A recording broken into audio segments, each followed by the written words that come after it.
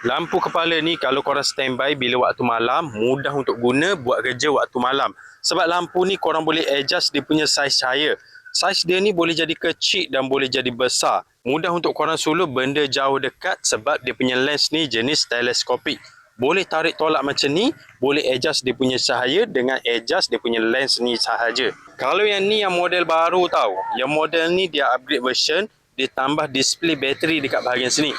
Jadi mudah untuk korang tengok berapa bateri yang tinggal dekat bahagian sini. Bila bateri lemah, mudah untuk korang tengok bila nak cas.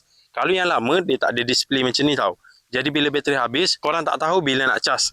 Kalau yang ni pula, dia ada banyak mood cahaya. Dia ada banyak warna macam ni. Dan dia ada mood klik-klik macam ni.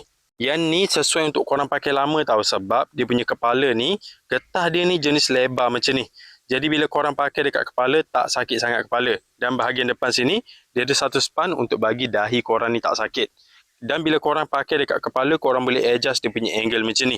Jadi kalau korang nak cari lampu kepala yang boleh guna untuk suluh benda jauh dekat, jenis rechargeable, banyak mood cahaya dan yang paling penting, ada display bateri macam ni, korang boleh check lampu ni dekat link video.